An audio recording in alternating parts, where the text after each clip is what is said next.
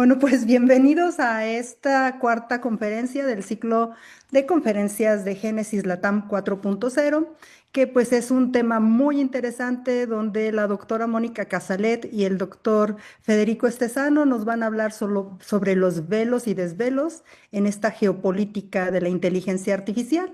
Y antes de comenzar, quisiera presentarlos. La doctora Mónica Casalet es doctora en Sociología del Desarrollo por la Universidad de Ginebra, Suiza, profesora investigadora de la Flaxo, México, investigadora emérita del Sistema Nacional de Investigadores e Investigadoras de la CECITI e integrante de la Academia Mexicana de Ciencias. Ha coordinado proyectos internacionales y nacionales vinculados con el desarrollo de la sociedad basada en el conocimiento, analizando los efectos productivos, organizacionales e institucionales que se generan en los diferentes países latinoamericanos. Coordinó el proyecto EULAX, aprobado por el séptimo programa marco de la Unión Europea, que se constituyó como una experiencia de investigación comparativa sobre políticas públicas y organizacionales para el desarrollo de la innovación. Desde hace varios años, trabaja en temas vinculados con la innovación tecnológica y los efectos que suponen los cambios tecnológicos productivos en la estructura institucional y en la generación de nuevas modalidades organizativas en los países emergentes.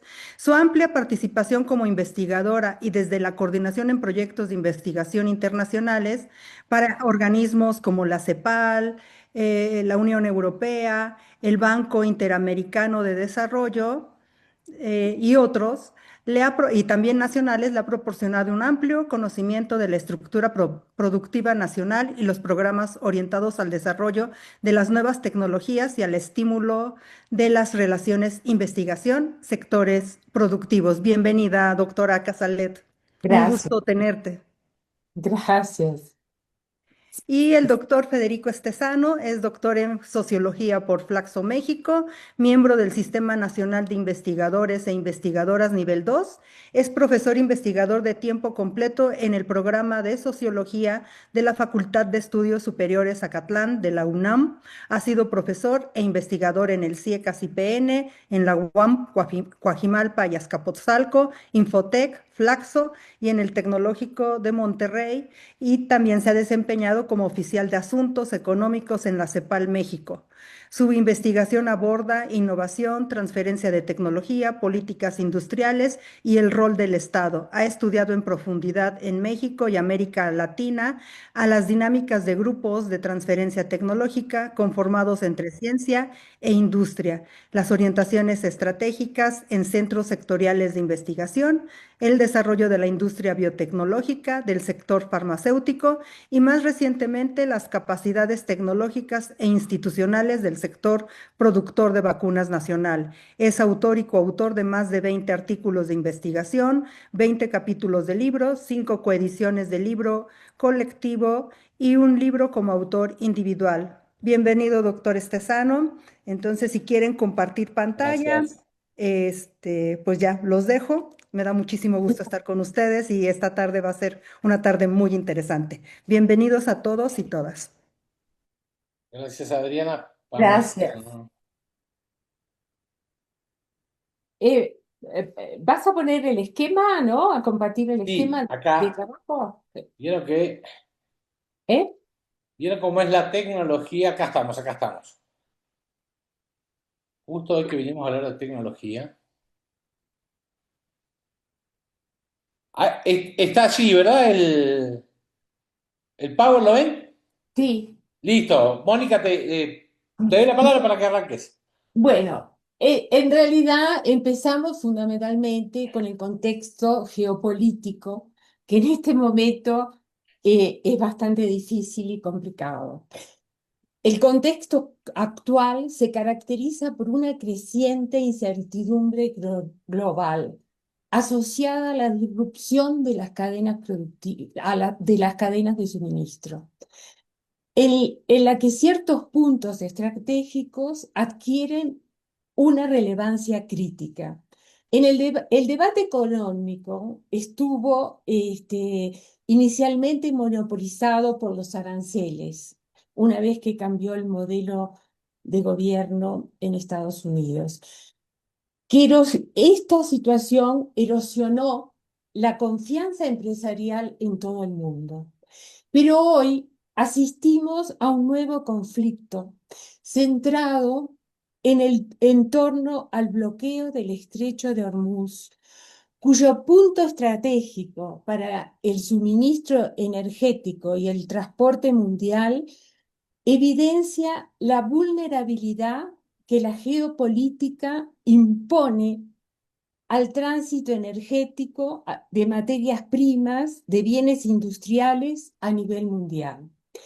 El problema no es que el estrecho de Hormuz haya estado temporalmente comprometido.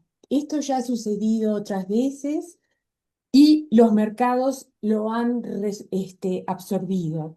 El problema actual es que este conflicto demuestra la nueva distribución del poder, que Irán, pese a todo lo que ha podido resistir, la resolución del conflicto todavía está en los términos de la negociación y en la capacidad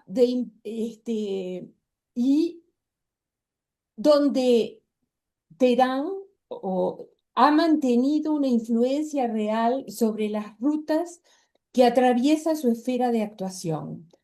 Hoy las zonas de libre navegación se han convertido de facto en zonas de peaje político controlada por potencias regionales.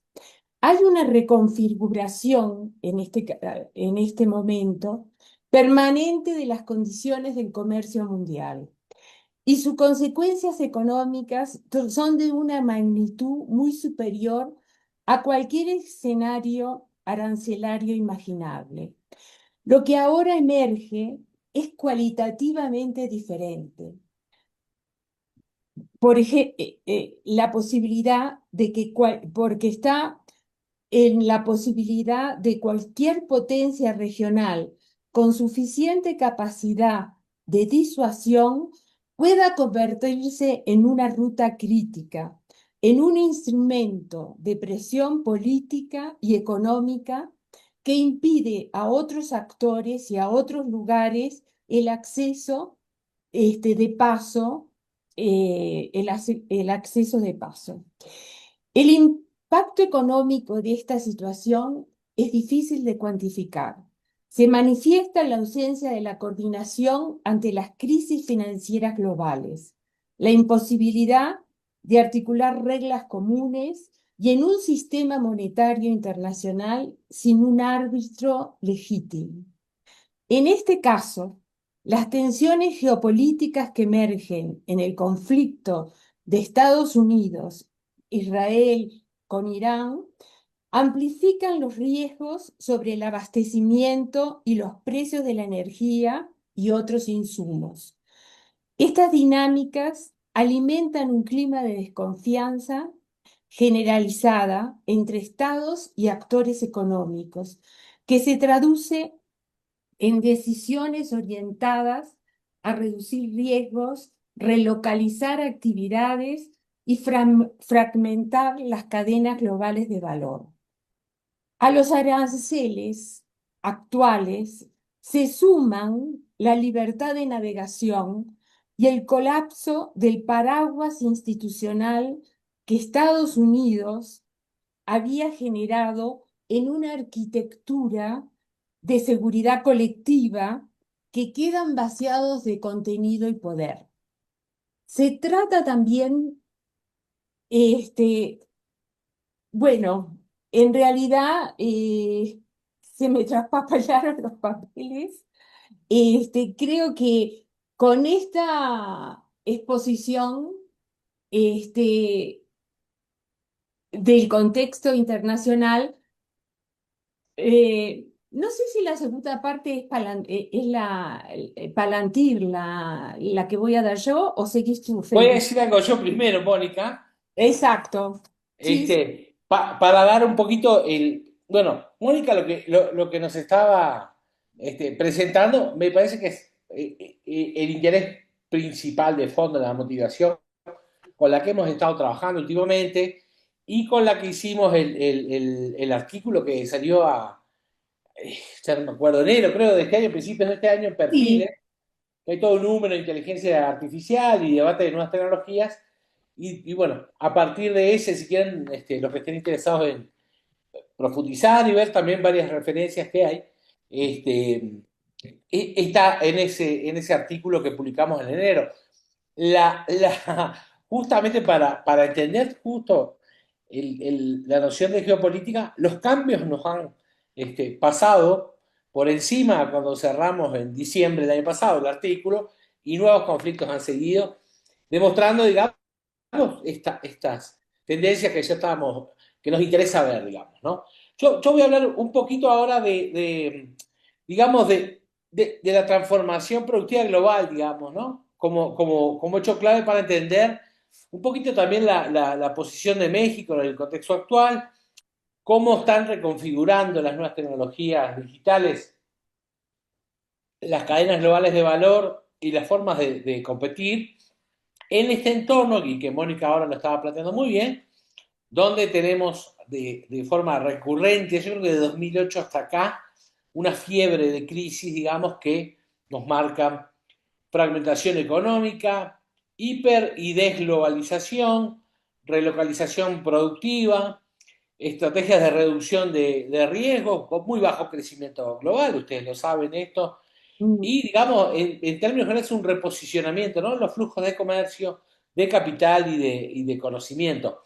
Hay obviamente con las nuevas tecnologías digitales, con lo que destapa la inteligencia artificial, menores costos de coordinación, mayores incentivos para una internacionalización productiva, pero fenómenos como este, digamos, el de el del conflicto que hoy está, ¿no? Al estrecho, que nos marcan que las redes que creíamos o nos decían que tenían que ser larguísimas, empezando en la primera década del siglo XXI, ahora por el contrario parece ser que tienen que ser cada vez más cortas, ¿no? Antes el producto más global parecía ser el más dinámico, más completo, más sofisticado tecnológicamente, ahora al contrario, la tendencia cada vez es a unas redes globales más cortas, digamos, ¿no? Entonces, hay una reorganización general en el cual la geopolítica, junto a la digitalización creciente, y con Mónica venimos hace muchos años ya estudiando este tema, digamos, y en las olas sucesivas también, ¿no?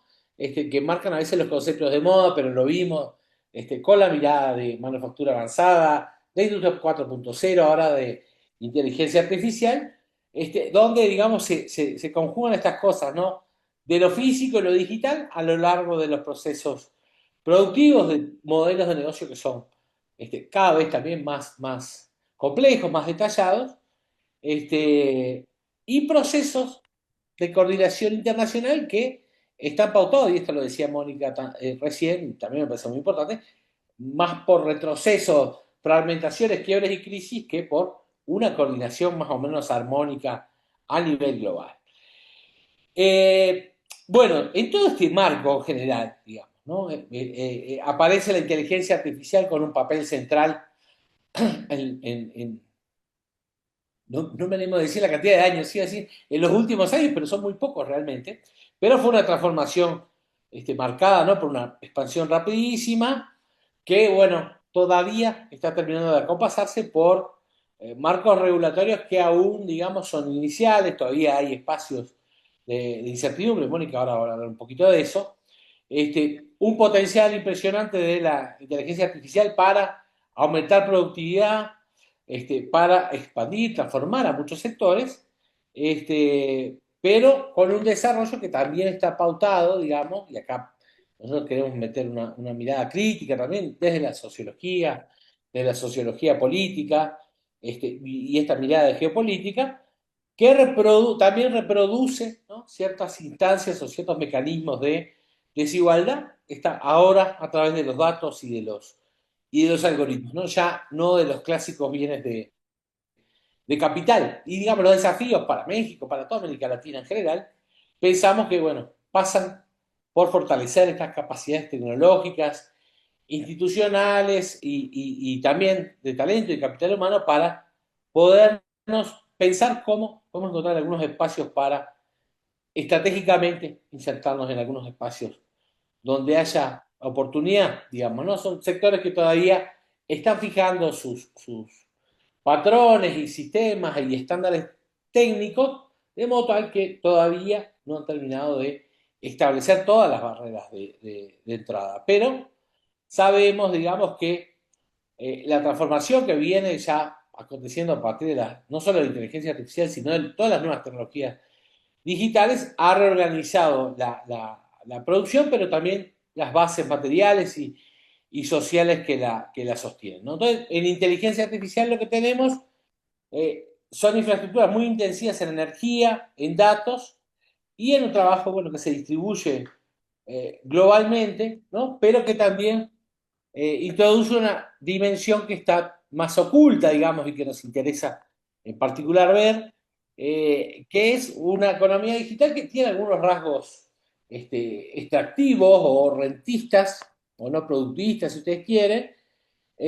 donde el valor está concentrado, ahora Mónica va a hablar un poquito más de esto también, en muy pocos actores, a la par que los costos ambientales y los costos laborales, digamos, se siguen externalizando. Entonces, la inteligencia artificial nos parece que no es algo que amplíe automáticamente las capacidades, sino que si no hay esfuerzos nacionales y regionales en general para aumentar, ¿no?, estas habilidades especiales que demandan estas nuevas tecnologías, lo que pasa, y en términos generales creemos que está pasando, es que va a acentuar, ¿no?, las asimetrías que ya existen, digamos, ¿no? Las ventajas van a ser aún mayores.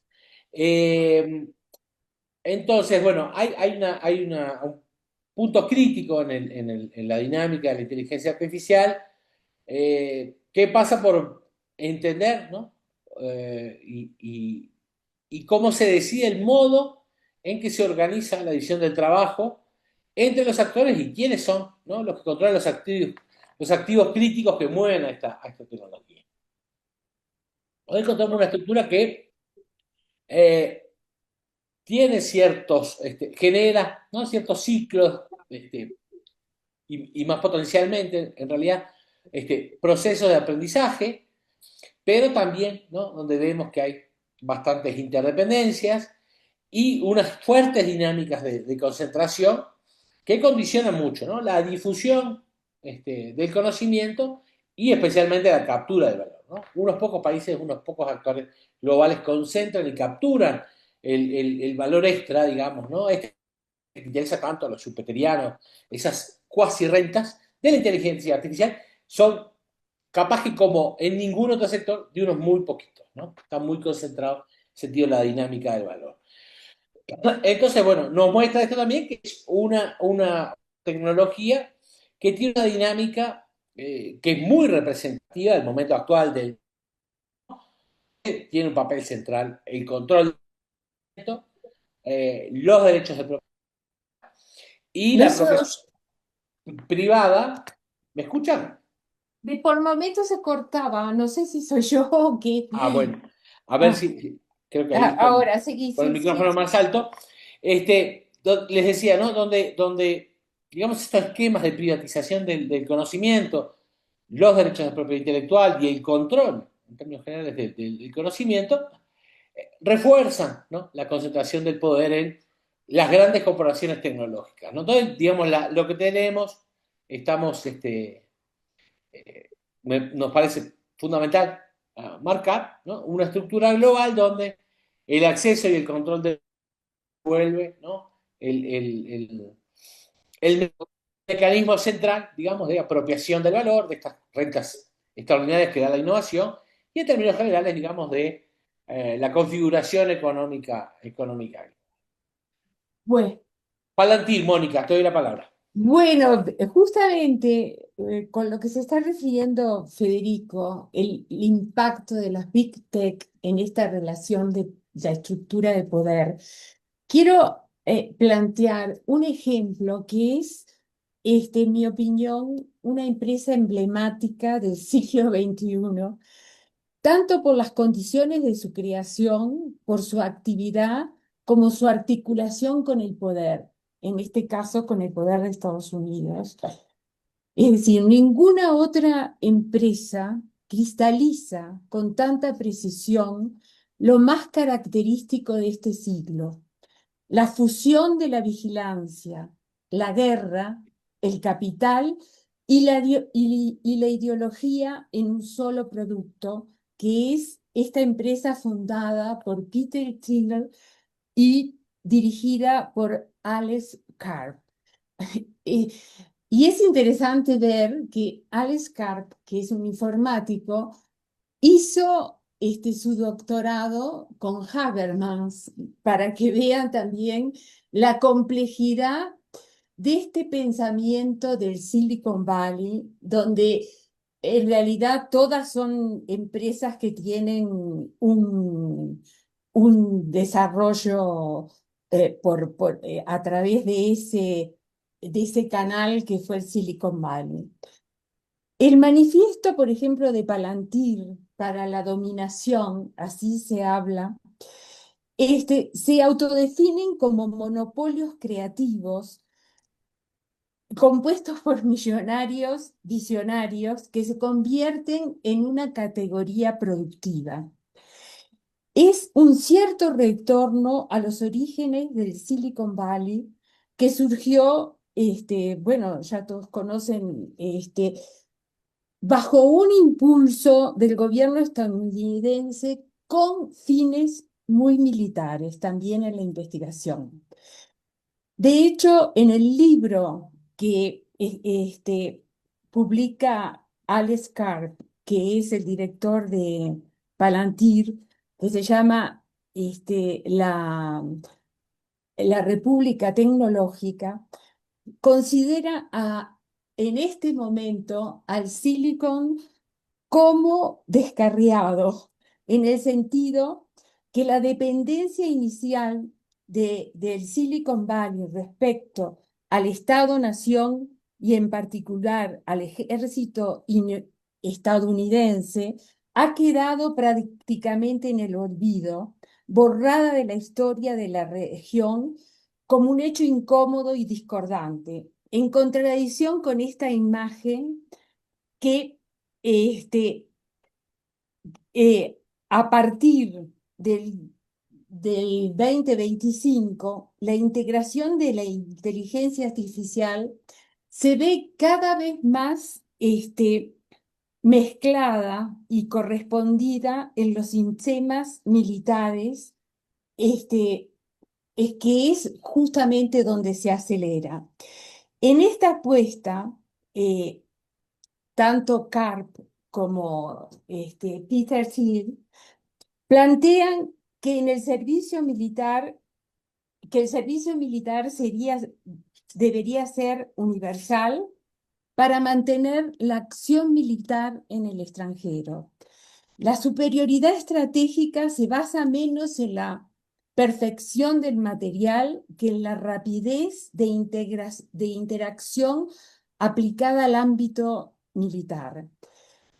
La derrota del adversario es una necesidad absoluta. Se posiciona con la estructura fundamental de un nuevo orden estratégico. Este orden estratégico también justifica la remilitarización de las potencias denostadas en en la Segunda Guerra Mundial, como Alemania y Japón. La modalidad Land and Expand de Palantir genera dependencia tecnológica en las instituciones públicas con contratos iniciales modestos para afianzar y posteriormente imponer su estructura propietaria, como la estructura de datos, contratos públicos que concentran más de la mitad de facturación. Me gustaría poner en breve simplemente los ejes fundamentales de un poco de esta empresa que está asociada a múltiples gobiernos europeos y a su vez también en América Latina, Brasil. La idea del posliberalismo tecnológico que se propone bajo un lenguaje republicano que busca transformar el Estado en una filial de la estructura digital de Palantir, vaciando la soberanía democrática y promoviendo un modelo liberal tecnocrático. El modo, como yo decía anteriormente, land and expand de Palantir genera dependencia tecnológica en las instituciones públicas, consolidando su poder estructural. Es decir, que empiezan con contratos modestos y posteriormente, dado el secreto que mantienen en la interpretación, consolidan un poder de dominio impresionante. La innovación y la crítica del estancamiento tecnológico que denuncian la tiranía de las aplicaciones y el estancamiento disfrazado en la innovación, defendiendo el proceso vertical, ya sea las innovaciones radicales y los monopolios tecnológicos, como decía hace un rato, esos monopolios tecnológicos de empresas millonarias, frente al progreso horizontal, o sea, la expansión de lo existente. Incluso se comenta la rivalidad existente entre, entre muchos agentes del Silicon Valley y que han formado empresas, que en realidad lo que están tratando de consolidar es un afianzamiento muy fuerte con el poder militar. La innovación y la crítica denuncian la tiranía de las aplicaciones y el estancamiento disfrazado de la innovación, como decía, porque incluso plantean que las innovaciones como el teléfono, el smartphone, son innovaciones de carácter horizontal y que lo que se quieren enfocar es en innovaciones radicales. Hay una fusión muy fuerte en sus ejes de trabajo de lo civil y lo militar. Se basa promoviendo la integración de la inteligencia artificial en sistemas militares y la aceleración de la colaboración con el Pentágono. Hay una descalificación del debate democrático sobre la inteligencia artificial militar, justificando la urgencia por la competencia geopolítica, especialmente frente a China, donde Estados Unidos sigue manteniendo una dualidad en cuanto a la rivalidad tecnológica con China. Hay una crítica a la burocracia y a la defensa de la privatización. Se plantea la ineficacia de la burocracia estatal y se aboga por la sustitución por modelos empresariales eficientes, donde empresas como Palantir asumen funciones críticas del Estado. Por otro lado, hay una legitimidad de la élite tecnológica que se legitima se legitima a través del crecimiento económico y la seguridad. Y a su vez se critica la decadencia de la clase dirigente democrática y se propone un reemplazo por una élite tecnológica. Las implicaciones ideológicas y culturales de esta empresa en el manifiesto en las tesis que defiende en su constitución y en su actividad a nivel mundial y en Estados Unidos, defiende el excepcionalismo estadounidense, como decía antes, la militarización de Alemania y Japón y la superioridad de ciertas culturas sobre otras, rechazando el pluralismo cultural y promoviendo una unidad cultural basada en la eficiencia y el poder. Esto es un poco el estereotipo realmente de los sesgos que puede tener una empresa de inteligencia artificial asociada con un modelo en el cual en este momento predomina el conflicto, la ira y en cierta forma la destrucción como está sucediendo a nivel del modelo americano. Es decir, aparte hay una idea de fomentar las tecnologías de vigilancia y control social. Se justifica el uso de tecnologías predictivas para la gestión de la delincuencia, a pesar de los riesgos de sesgos y vigilancia excesiva, como se evidenció en muchos casos en Estados Unidos. Quiere decir que esto es un poco un ejemplo paradigmático, pero que lleva al- a romper la idea de democracia y no solamente a romper la idea de democracia, sino a generar una idea de totalitarismo en la investigación de la inteligencia artificial.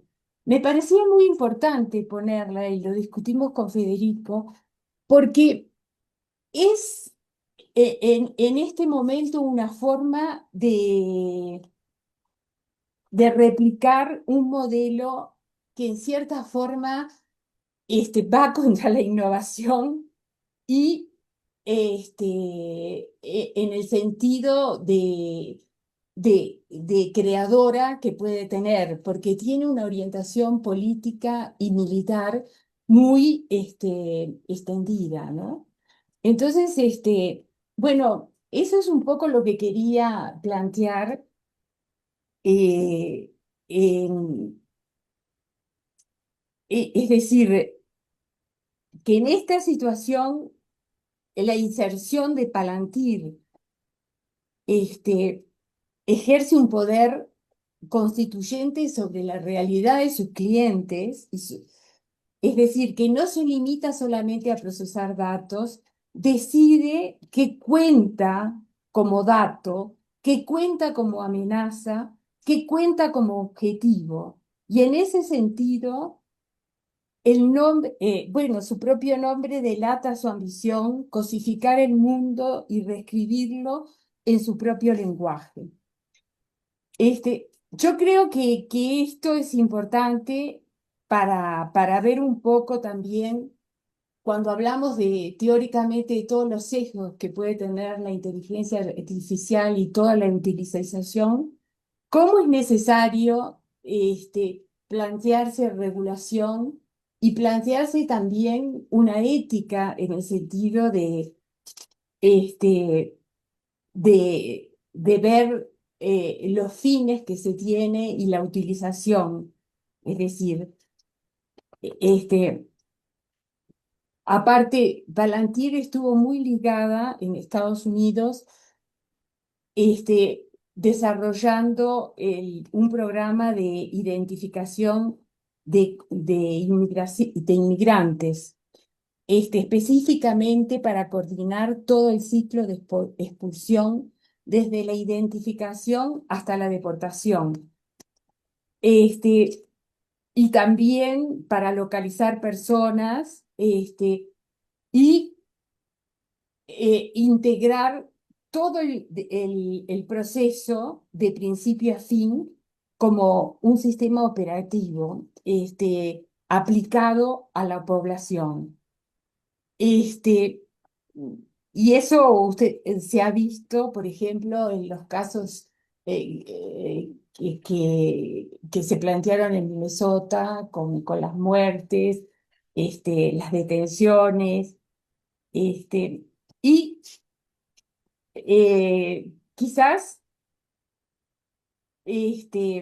me parece que aquí puedo dejar, para no abundar, a dar más datos, pero en este momento Palantir tiene una acción bastante definida, no solamente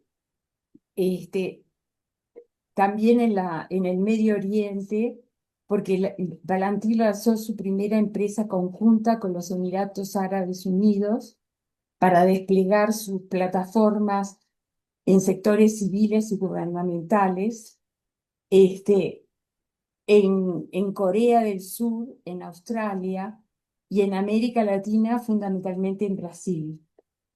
No está presente en Chile ni en Rusia, pero, pero es coherente con ciertos posicionamientos este, que se plantean fundamentalmente en Rusia. Creo que esto más o menos da una idea del papel que pueden jugar cuando se asocia la inteligencia artificial con determinados modelos y estructuras de poder, ¿no? Entonces, que hay sesgos, hay peligros y hay destrucción de la vida democrática. Bueno, me parece que podría seguir tú, Federico. ¿Aló? Listo, Mónica, sí, sigo. Bueno, me parece que es un caso súper interesante porque además pone en entredicho, ¿no? Toda esta supuesta autonomía, capacidad de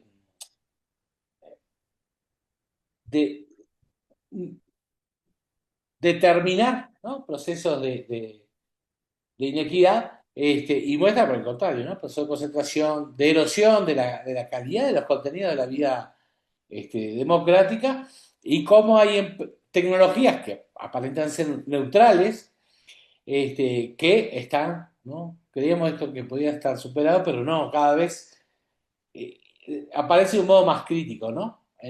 Para la definición de reglas, de estándares, pero también de políticas públicas, esta asociación con las formas de poder, donde también las fronteras entre el poder económico, ¿no? Y todo lo que simbólicamente representa el Silicon Valley, en este caso, digamos, con el poder del Estado, del gobierno y de la calidad de la vida democrática. Eh, Creemos que hay algunos desafíos particulares para la adopción de la inteligencia artificial en México, que debemos considerarlo partiendo del supuesto, del principio de que la base estructural nacional es muy limitada. Digamos, tenemos conectividad alta en los hogares en términos de acceso a Internet, de uso de teléfonos inteligentes, que también es generalizado, incluso también el uso entre las micro y pymes, y el uso de algunas herramientas digitales para comunicación y gestión, pero con todavía brechas territoriales muy importantes, especialmente en la región sur-sureste, y en términos de uso productivo, especialmente una reducida todavía digitalización empresarial, dependiendo del tamaño. Acá sigue siendo muy importante las brechas que hay entre las micro y las pequeñas respecto a las medianas y grandes, que tienen, digamos, niveles más elevados de adopción, pero en las micro, digamos, niveles muy bajos de integración entre lo productivo y lo digital, digamos, que marcan, ¿no? También un proceso de desigualdad a nivel nacional, que parece también profundizarse con el uso de la inteligencia artificial en lo económico y lo productivo, porque está muy limitado el uso todavía de la inteligencia artificial a ciertos sectores y a ciertas empresas, digamos, que tienen la mayor capacidad tecnológica y financiera y que principalmente están ligados a grandes grupos económicos que están insertos, digamos, en estas dinámicas de cadenas globales de valor, de amplia exportación de bienes tecnológicos desde México y en el marco del TEMEC, básicamente es eso. Pero la mayoría de nuestras empresas en México no emplean estas herramientas, digamos, y hay limitaciones que son estructurales, digamos, en términos de capacidades, y además, digamos, a nivel nacional le sumamos como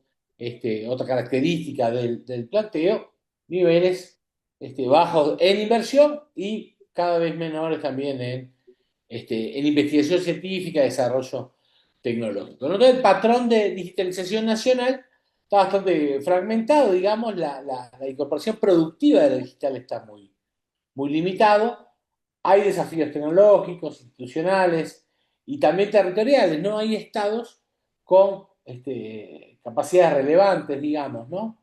Nuevo León, algunos estados en el Bajío, pero, digamos, seguimos teniendo una alta concentración territorial y núcleos que están relativamente avanzados, digamos, en sus dinámicas, pero con poca articulación con el resto del sistema productivo y muy rezagado y muy distanciado, digamos, versus las regiones más rezagadas. Este es un fenómeno que también se da a nivel América Latina de distancia, digamos, asimetría entre países y entre sectores. Bueno, También lo que les decía recién, ¿no? Una menor inversión en investigación científica, desarrollo tecnológico, este, dificulta, ¿no? La generación de capacidades endógenas, aumenta un poquito los procesos de dependencia tecnológica y la posibilidad de apropiarnos, ¿no? Localmente de los beneficios que genera la digitalización, ¿no?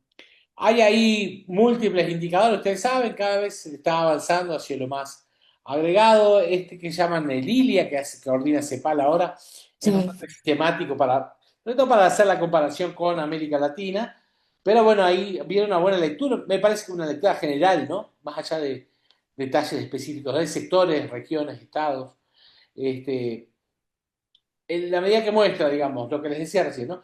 Unas condiciones habilitantes que son bastante sólidas, la conectividad, el acceso a dispositivos, una base de datos que va en expansión, pero que tiene, digamos, fuertes dificultades en términos de cómputo avanzado, talento especializado y especialmente cuestiones de articulación estratégica que hacen dificultosa, digamos, la posibilidad de escalar estas capacidades que existen hacia todo el sistema productivo.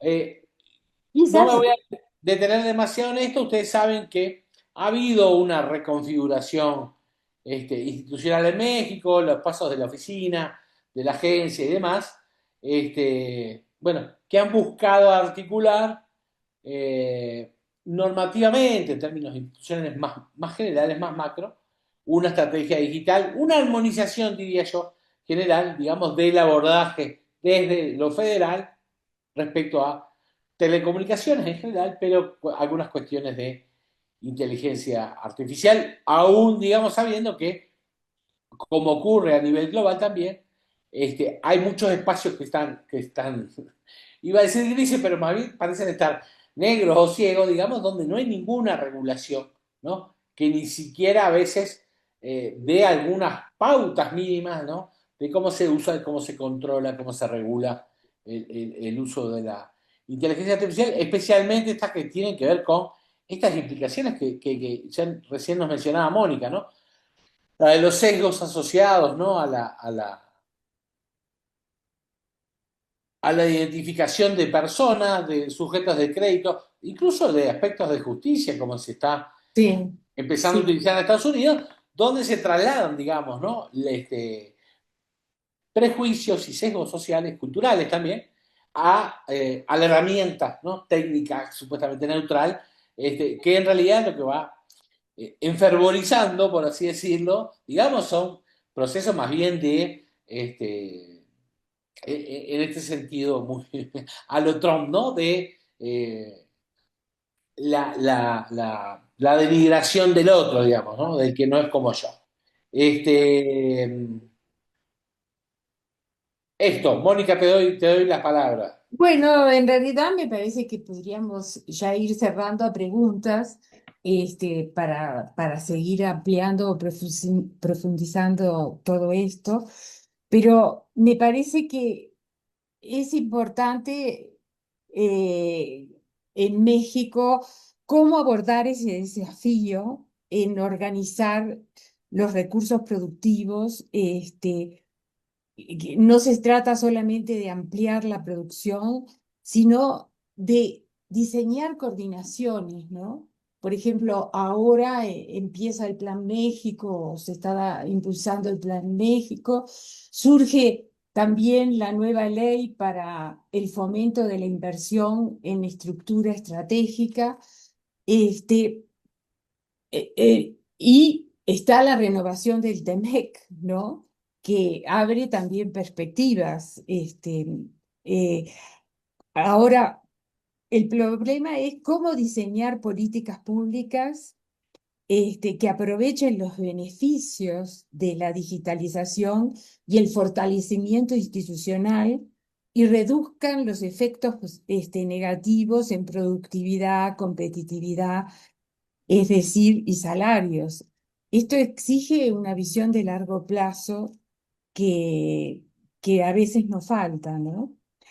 Y más cuando estamos tan arrollados por los cambios geopolíticos contemporáneos que inciden en la evolución del ecosistema digital en un contexto de conflictos persistentes, tensiones políticas y creciente polarización social, ¿no?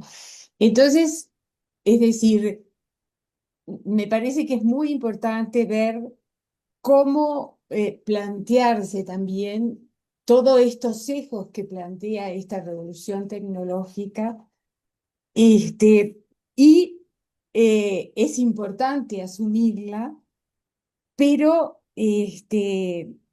cómo introducen cambios en las competencias individuales y organizacionales y en la construcción de capacidades a niveles públicos y privados, cómo acentuar esa este, colaboración, este, y cómo en la academia se puede contribuir con un papel fundamental para comprender los cambios geopolíticos, interpretar tendencias y riesgos y adaptar la formación a las necesidades cambiantes.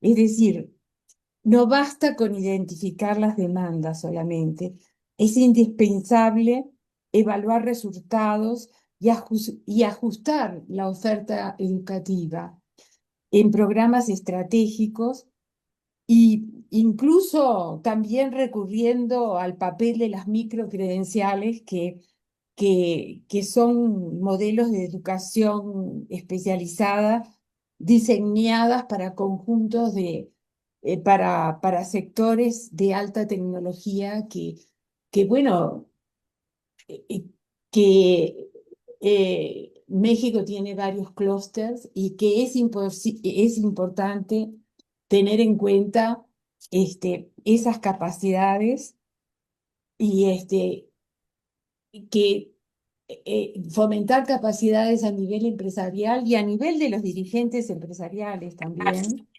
porque muchas veces es importante que la conducción de equipos y de tomar decisiones frente a los riesgos geopolíticos, institucionales y nacionales que afectan la producción.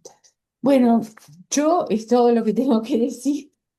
Este, Quería poner también un poco el contexto de estos cambios geopolíticos, cómo inciden también en el contexto internacional, nacional y local, ¿no? Que es una de las cosas que nos está afectando a la producción, a la logística y a la necesidad de capacitación de líderes y también de empresarios. Bueno, yo es todo lo que tengo para decir. Yo solo una cosa muy chiquita para recalcar esto que estabas diciendo, Mónica. Hemos hecho por ahí después, si no, con Adriana, no tengo acá tengo la compu abierta con mil cosas. Con Adriana después se los podemos pasar. Hemos hecho en pandemia con Mónica un seminario sobre manufactura avanzada, ¿no? El 20 fue, o 21, el 20, 2020. Ah, Y, sí. y estaba revisando una publicación chiquita y que hicimos más de difusión con Mónica, y la agenda que estábamos viendo en 2020 es la misma agenda que estamos viendo hoy. Estamos como aquel El Simón el pasado se desierto, ¿no? repite. El que predica para ver si alguien pasa por el desierto y lo escucha. Pero nos parece, en ese sentido, estas cosas que decía Mónica, y una capacidad para que está faltando para vislumbrar, anticipar escenarios realmente, que es una falla que es persistente. No es lo mismo que pensamos en 2020, lo seguimos pensando hoy, y vemos que, digamos, está faltando, y que lo mismo que desde que estamos investigando hace 20 años, están faltando, ¿no? Estas instancias para construir estos consensos también, para imaginar escenarios, pensar en lugares donde haya sectores y países donde se puedan insertar, ¿no? De un modo más competitivo. Bueno, pero la dejo por ahí para que abramos lugar a los comentarios. Adriana y todo su equipazo, muchas gracias. Gracias por la Gracias. invitación y por el espacio. Yo no me Muchas, veo, pero no sé qué pasa con mi computadora. Los veo a ustedes, pero no me veo, así que, pero les agradezco darnos este espacio para un poco intercambiar lo que está pasando a nivel internacional y las repercusiones que tiene en el país, y cómo nos enfrentamos a estos nuevos desafíos que ya son viejos, pero que siguen existiendo, ¿no? mm, sí, muchísimas gracias, Mónica, Federico, por tan interesante charla y que han puesto en la mesa de discusión pues cosas que son muy interesantes, sobre todo para países emergentes como el nuestro, en el que estos temas de la construcción de capacidades endógenas de innovación pues tienen más de 20 años, ¿no? Mm. Y, y seguimos discutiendo, es el tema, ¿no? Entonces, y este tema pues se ha bueno, sí, ha hecho más grande, más exponencial con este arribo de la inteligencia artificial, entre otras tecnologías digitales, ¿no? Donde pues se está abriendo mucho más la brecha.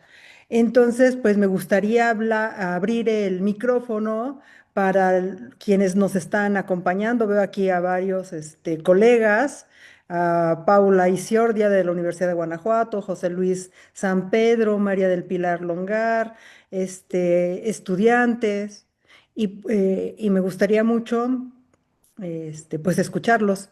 Del equipo de Génesis, pues está por aquí Alondra, está Gaby, José Luis San Pedro, ya levantaste la mano. Adelante. Hola, muchísimas gracias por la presentación. Un gusto saludarte, Mónica, Federico, Adriana, colegas. ¿Qué tal? Hace rato que no nos vemos. Aprovecho el Sí. espacio para enviarles un fuerte abrazo, una felicitación por los trabajos sobre estas temáticas tan importantes, relevantes para nuestra región. Y bueno, hay muchas cosas que decir sobre este tema emergente, se discute en muchos foros, hay cantidad de pequeños foros también que pues están levantando la voz, tratando de coordinar y alinear pues los astros para que se puedan desarrollar eso, justamente capacidades tecnológicas, seguir aumentando el cúmulo de conocimiento científico para apuntalar pues desde diferentes trincheras esta tan cacareada eh, soberanía tecnológica digital, y ahora se cruza pues con este tema que bien apuntan ustedes, la geopolítica de la IA, que en este marco, digamos, de cambio, y de propuestas nuevas desde el gobierno federal, pues se antoja para pensar y cómo le vamos a hacer cuando se están moviendo muy rápido las cosas afuera, geopolíticamente, estratégicamente.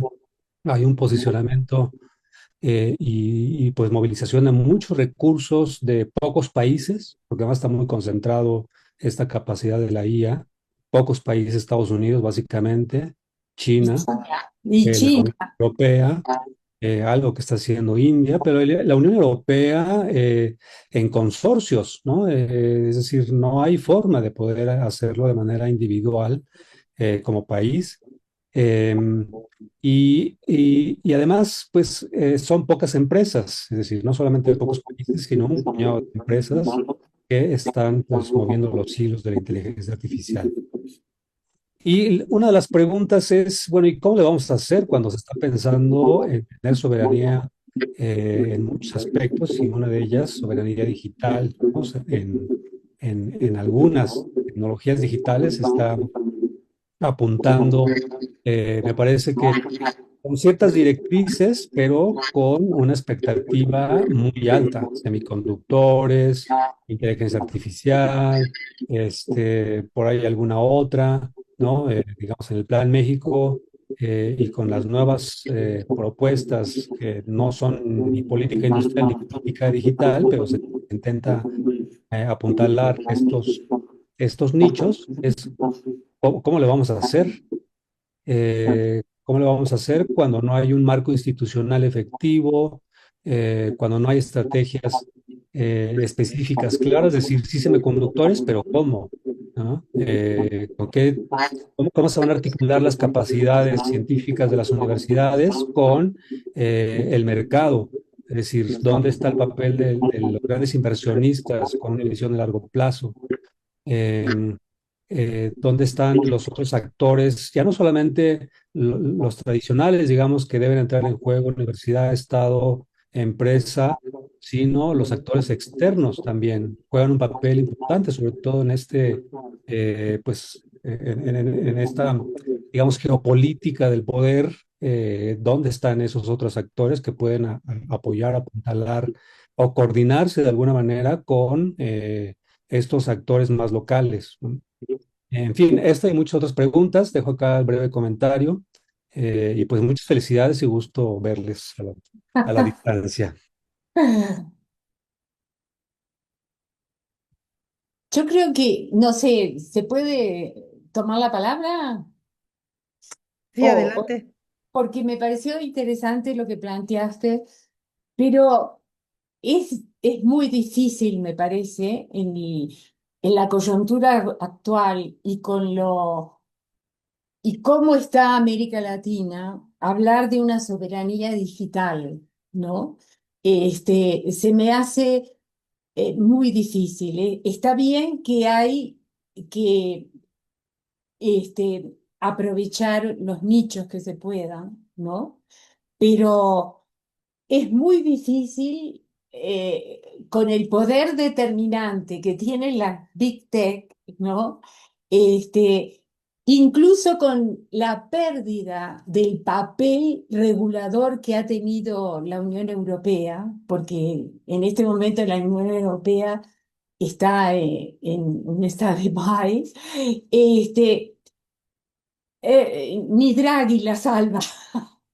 Entonces, me parece que en América Latina tenemos también una situación se hicieron esfuerzos importantes en Chile y en Brasil, pero ¿qué va a pasar? Depende mucho de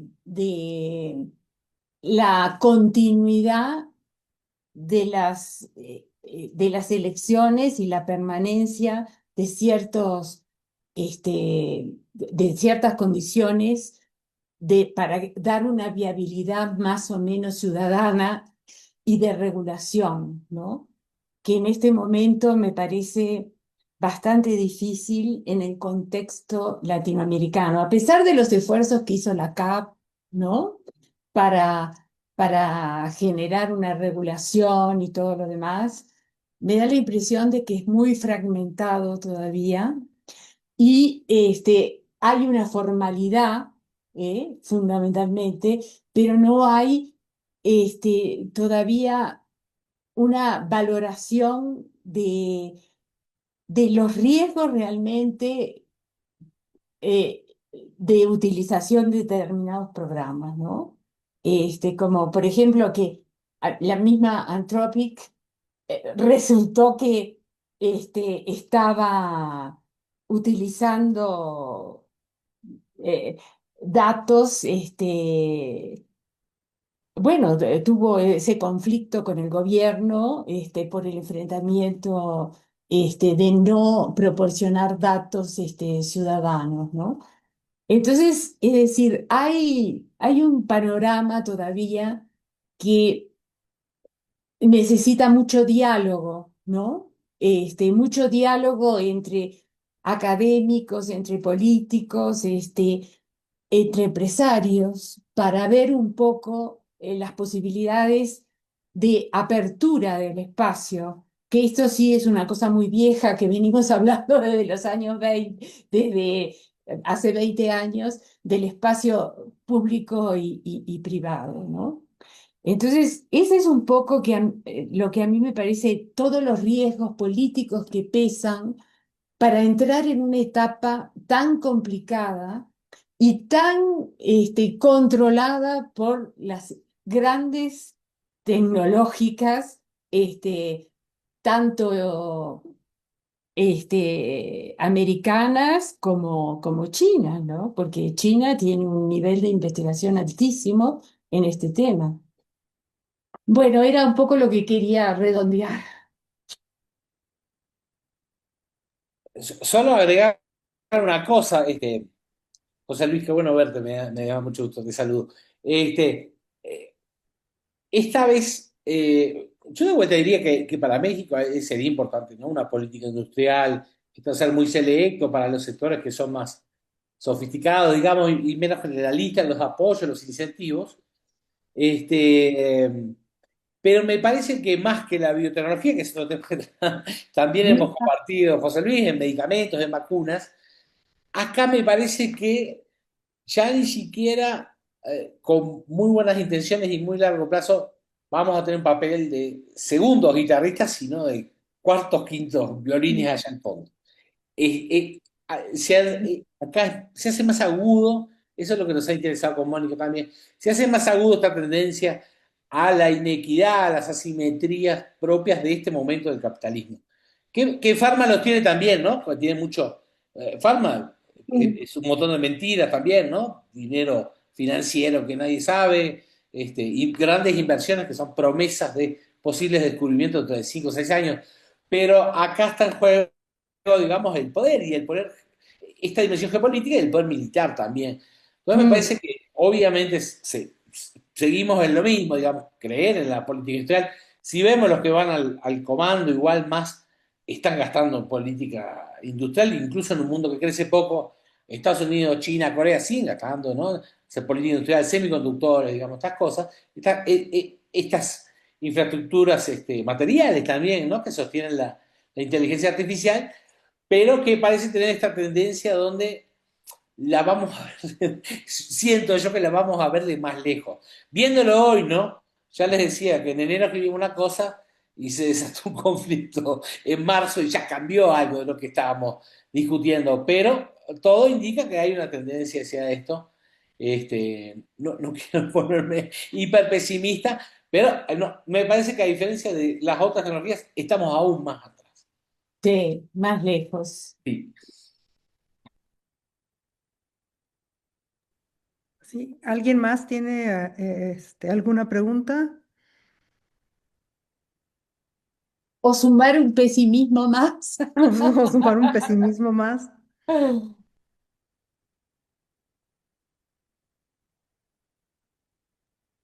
Puedo Bueno, sumar, ahorita perdón. ustedes estaban hablando, y eso también lo hemos hablado durante mucho tiempo, de la importancia de la política industrial. ¿Ustedes O sea, política industrial, bueno, ahí tendríamos una gran discusión acerca de si hay o no política industrial en México. Han habido algunos instrumentos que se han desarrollado a lo largo del tiempo.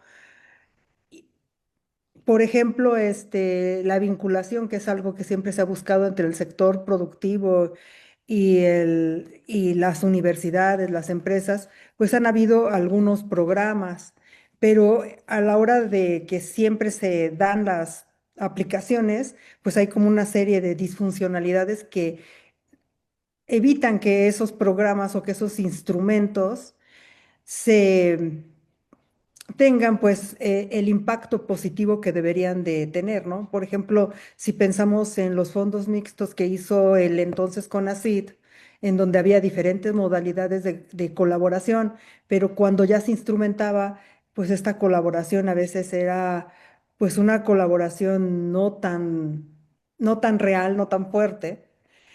¿Ustedes qué han pensado acerca de qué política industrial necesita nuestro país?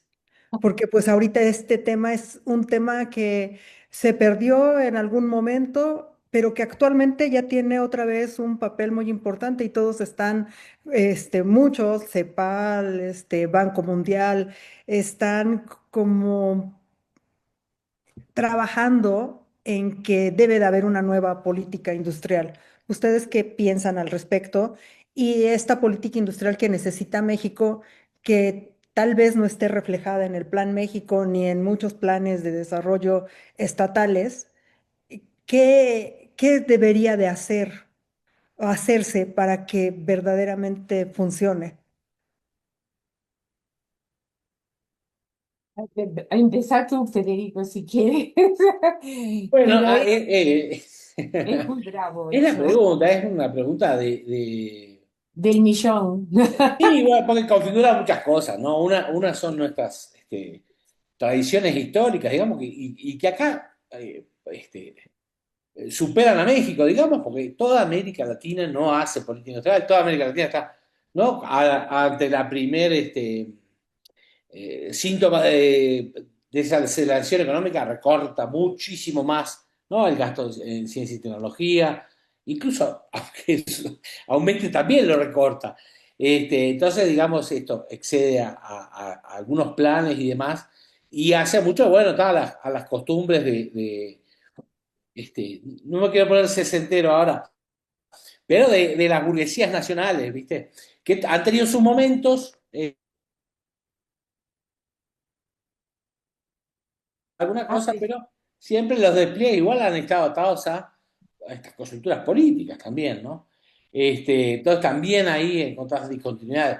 Yo creo que el secreto sigue siendo elegir tres sectores, ¿no? Y hacer política industrial ahí y llevar los incentivos ahí. Yo no creo que sea problema para el empresariado moverse ahí, pero si vos ponés los incentivos en estos lugares específicos es la única forma. Nosotros ahora estamos estudiando vacunas, ¿no? Y vemos ustedes saben que Birmex quedó, en una paraestatal, ¿no? Que es tan grande, tan grande, tan grande, que a medida que fueron saliendo las nuevas vacunas, ya no tenía capacidad para hacer esas nuevas vacunas. No controlaba cierta tecnología, no tenía la rapidez que se necesita para investigar y no tenía tampoco un sistema que fuera acompañado con mucha inversión para seguir haciendo la producción. Pienso que para estos sectores que pueden ser clave y que tienen efectos sociales, por ejemplo, en este caso sobre el sistema de salud, por ejemplo, ¿no? Ahí se podrían apuntar algunos circuitos. A la vez, ustedes saben, en México tenemos la limitación del TEMEC, ¿no? También nos implica hasta eh, sí, la determinación de los acuerdos de propiedad intelectual y la determinación de cuánto contenido nacional de se le puede reglas. agregar a lo que se exporta. Entonces, también ahí está. Ahora, eh, me parece, si tuviera que decir una opinión que es más de política, México debería intentar algo, digamos. El plan México me parece que todavía sigue siendo demasiado general, digamos. No son tres, son ocho, son 10 sectores o prioridades. Me parece que debería ser un poquito más específico y México debería probar alguna vez una. Yo sé que estudiando farma y vacunas, ahora sé que la mayoría de los intentos por revelarse siempre marcan un no por parte, obviamente, de los grandes jugadores empresariales, pero ha hecho poco México, digamos, en este siglo realmente, por animarse a darle, ¿no? Meterle más contenido nacional a alguno de estos sectores, a uno aunque sea, y ha estado más atado, digamos, a esta cadena global de valor y esta dinámica, digamos, de importar tecnología y reexportarla después en bien ensamblado. Acá la dinámica más ágil la encontramos ahí, ¿no? En auto, en aero, pero Sí. sigue estando en esa lógica, digamos, ¿no? Armamos, somos muy eficientes organizacionalmente, pero no va acompañado de investigación, de incentivos específicos, ¿no? Para ver el programa del IMEX, que es el de importar sin Mm. impuestos para reportar, se dan cuenta que ahí entra, ¿no? Entra todo en ese lugar. Y bueno, si ven que se hace para farma, ves que los incentivos que tienen no hay ningunos específicos. Y bueno, para el nuevo CONACYT, este, no es lo más inteligente decirlo, pero para el nuevo CONACYT, ustedes vieron, ¿no? Las bolsas para proyectos de investigación son cada vez más limitadas, más generales, menos específicas. Entonces también ahí hemos estado también dando algunos pasitos para atrás. Pero de todas formas, me parece que también se constituyeron clústeres importantes que tienen un papel exportador muy fuerte, ¿no? Este, no, no, no tienen todo el proceso de producción, pero este, que hubo una época que no tuvieron apoyo, ¿no? Entonces, ahora se quiere como empezar a revitalizar, ¿no? Pero creo que se constituyeron clústeres importantes que portan, ¿no? El asunto es cómo mantener la continuidad, cómo no desperdiciar ese capital social que se creó, ¿no? Y también cómo coordinar mejor entre programas públicos y privados, ¿no? Porque también en todo lo que vimos hay como una descoordinación muy grande, ¿no? Y esos son vacíos, vacíos, de formación, vacíos de producción, este, pero yo creo que hubo, núcleos fragmentados, en regiones que tuvieron un éxito, este, eh, limitado, pero que bueno, a ver si recuperan la exportación, no se perdió, ¿no?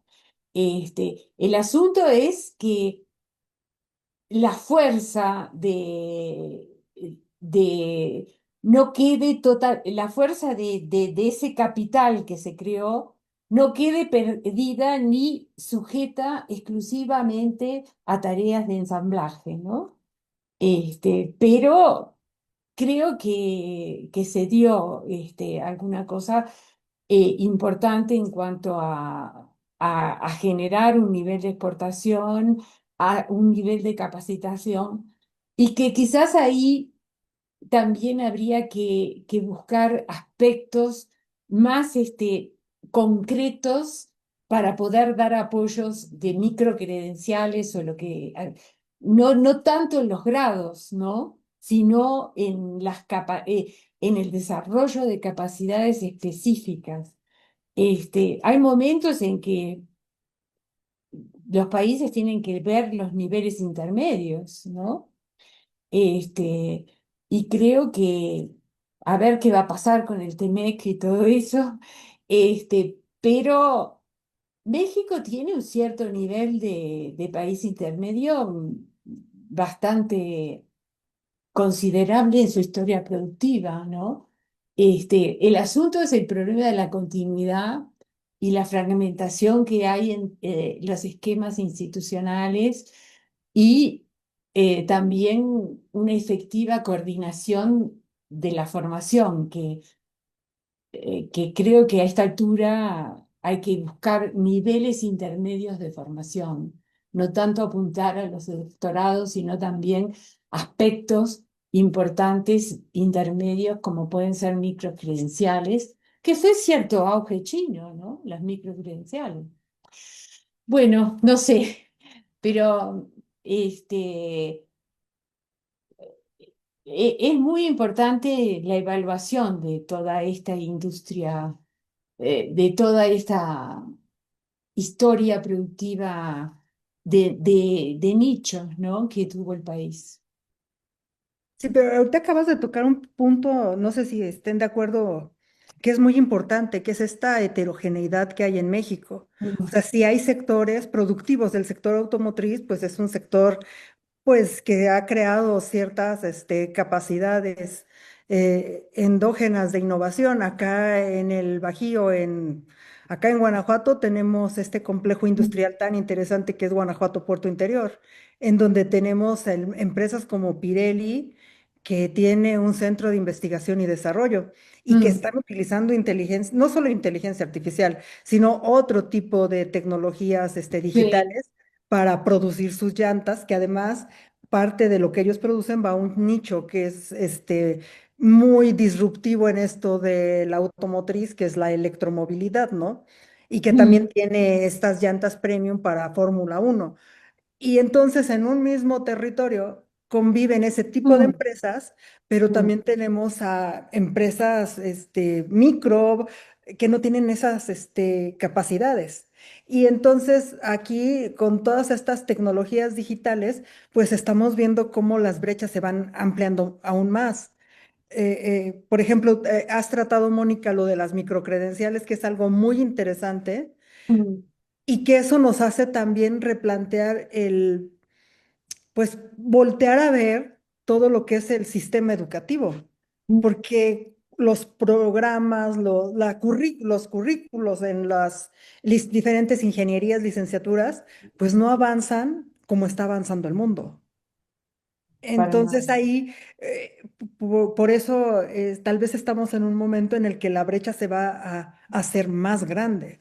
Nos, Mm, entonces sí, hay un poco a veces hay optimismo, pero también hay un poco de pesimismo, ¿no? En todo esto que está sucediendo y estamos en un mundo muy incierto, ¿no? Si hoy se abre el canal el estrecho de Hormuz y mañana se cierra, por ejemplo, esto que es tan importante para las cadenas de valor, la semana pasada el Foro Económico Mundial sacó un video en el que decía que aunque se abriera ya totalmente, de todos modos está el rezago porque estaban, no sé, 2.000 barcos ahí varados, ¿no? y Entonces, este aparte las mundo que estamos es un consecuencias. mundo caótico, no sé.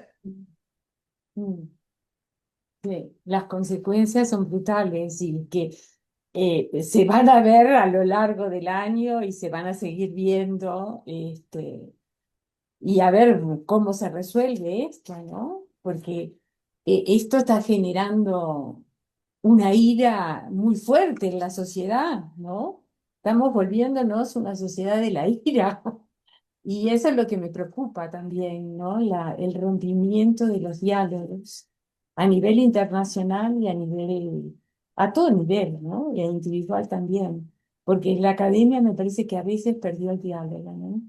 Mm. Este, pero bueno, no sé, son cosas que es importante de repente no hacer un grupo terapéutico, pero sí poner en relieve cosas que son importantes en las instituciones y en la vida cotidiana, ¿no? Así es. No sé si tengan Bueno, algún otro comentario, pregunta. Por ahí también vi a no sé si todavía Salvador Tapia. Hola, Salvador. ¿dónde anda? Aquí estaba, aquí está. Ahí dice Salvador Ah, Tapia. ¿Qué tal, Entonces, doctora? Muy bien, hola. bastante interesante. Igual me sumo a las felicitaciones.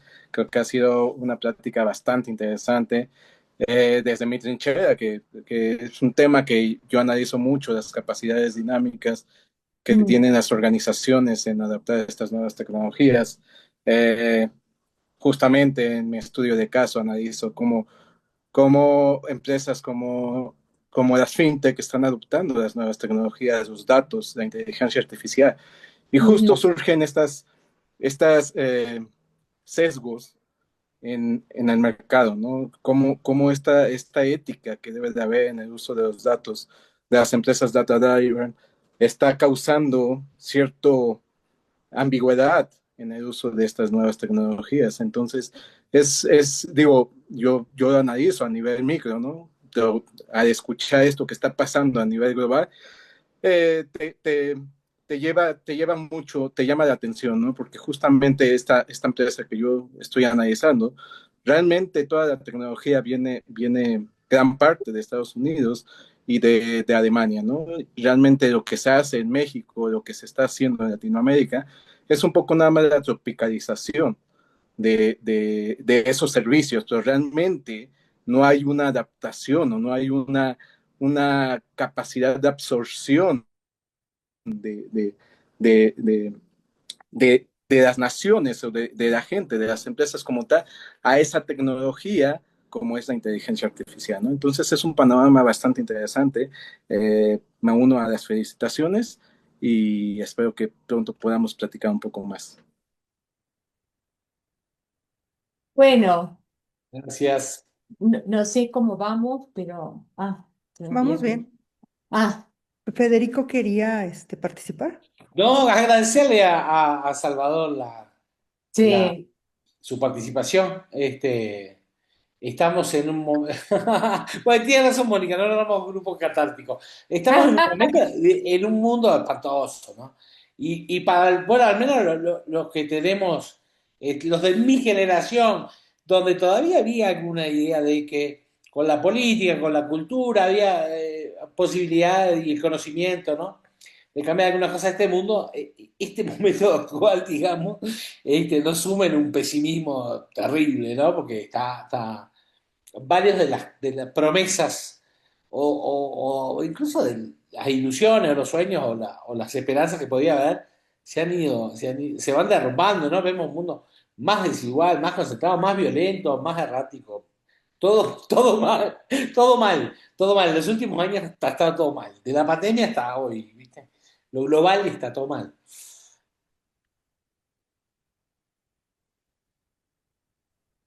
Bueno, no hay que ser tan pesimistas. No, Bueno, tenemos, ya lo dijo no Gramsci, el caigamos. pesimismo de la inteligencia y el optimismo de la voluntad. Sí. Sí. Bueno, no sé, No, aquí tenemos varios estudiantes de licenciatura. No sé si alguno de ellos tenga alguna pregunta.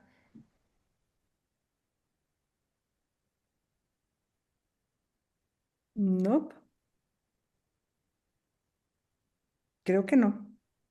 no, pero es interesante que este panorama de repente dio elementos para seguir dialogando, ¿no? Y seguir investigando y estimulando a la gente en plantearse nuevos problemas, este, que, que eso es muy importante, tenerlo en cuenta en los seminarios, en la actividad académica, ¿no? Abrir nuevas preguntas frente a estas big tech tan avasalladoras, pero y a las posibilidades reales, ¿no? De la implementación. Sí. Pero es interesante este, ver también todas las repercusiones que tiene, ¿no? Por eso también quise mostrar Palantir porque me parece el ejemplo de lo que no hay que hacer, pero es de una importancia impresionante esa, este, esa empresa. Mm, así es. Y bueno, y todo esto de la gobernanza de la inteligencia artificial, porque como mencionaban, pues no es neutral, ¿no? Ah, no, neutral no es. Neutral no es, eso ya está Eso sí que decidido. ya en este mundo no hay nada neutral. Neutral. Y, o sea, pues sí, o sea, cómo está cambiando, o sea, dentro de este ecosistema, pues las grandes empresas tecnológicas, el papel que están desempeñando, ¿no? Mm. Y que también, por ejemplo, los sesgos en los algoritmos, pues también es algo que vale la pena mucho, pues estudiar, analizar, y también temas de seguridad, ¿no? De ciberseguridad, porque también Bueno, sí. esto, si llevamos la inteligencia artificial a la vida cotidiana, ¿en qué medida, o sea, cuánta información estamos nosotros proporcionando a las diferentes inteligencias artificiales que utilizamos y Mm, cuánta de esa información pues nos mm. hace más vulnerables?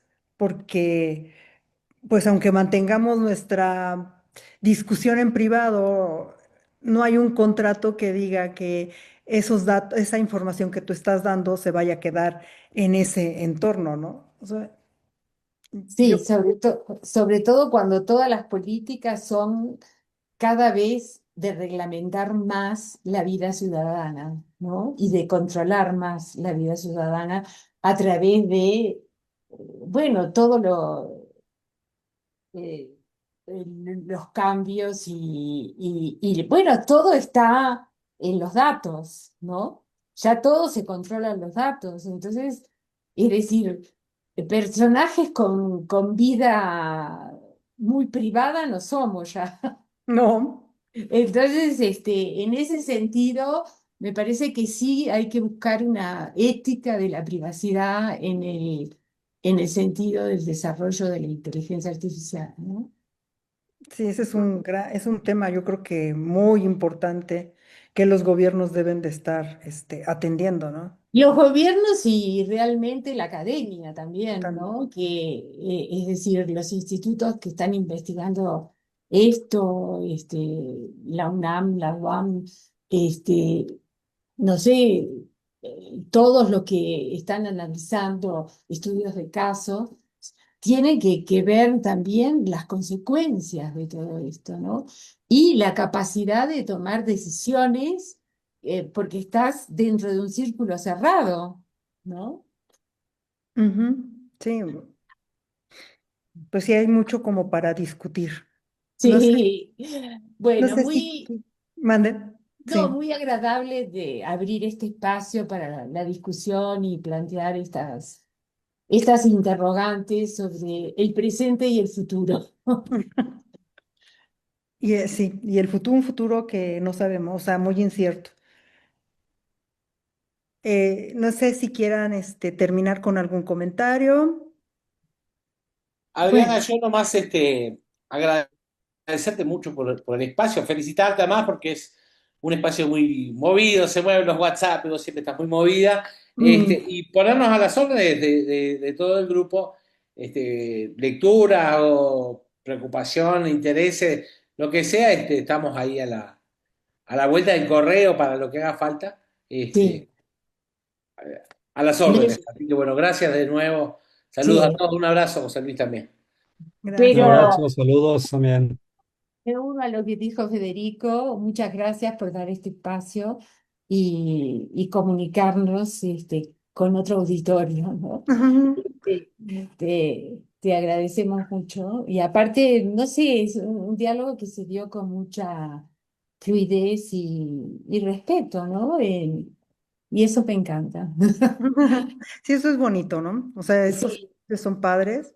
Ahorita les voy a enviar por WhatsApp sus reconocimientos, pero bueno, aquí está la Escuela Nacional de Estudios Superiores Unidad León de la UNAM, a través de Génesis Latam 4.0, otorga la presente constancia a Mónica Casalet por haber presentado la conferencia magistral Velos y Desvelos, México ante la geopolítica de la inteligencia artificial, llevada a cabo el 22 de abril, y firma nuestro director, el maestro Salvador Andrade, el doctor Javier de la Fuente y yo como coordinadores de este grupo de Génesis Latam, y lo mismo para Federico. Muchísimas gracias, y pues en mayo vamos a tener un panel que va a estar muy interesante. Va a estar Paula Isiordia, va a estar Pedro Luis, que si se recuerdan de Pedro Luis López Sí. de Alba, Sí. que estuvo de director del Consejo de Ciencia y Tecnología. Va a estar Ricardo Rodríguez y van a hablar de la vinculación. Entonces, de hecho, traen un proyecto muy interesante sobre innovación social. Quieren por ahí Ah, hacer o un modelo de una espiral, bueno, algo así, pero ya nos estarán contando. Y lo quieren bueno, llevar a la práctica. Entonces, va a estar bien interesante. Se va a realizar en mayo. y pues agradecerles mucho toda esta, pues esto, que estamos iniciando con este grupo. Ya es nuestro segundo año de Génesis Latam, pero queremos seguir sumando. José Luis, te invitamos a que te sumes con nosotros. Eh, Claro, un gusto. Salvador también, todos los que están por acá, y porque pues pues estos espacios de discusión yo creo que son los que hacen falta, ¿no? Sin duda. Muy bien, me dio mucho gusto estar con ustedes. Sí, y la conferencia se va a quedar colgada en el canal de YouTube de Génesis y también en la plataforma. Ya después les compartimos el link. Y Muy pues bien, muchas muchas gracias. gracias, Gracias Adriana. a Qué todos. gusto Gracias. verte. Bonita Y José tarde. Luis, que hace 1000 años que no te veía, me encantó verte. Chao. Chao. Chao, bye. Gracias, nos Chao. Bye, vemos. hasta luego.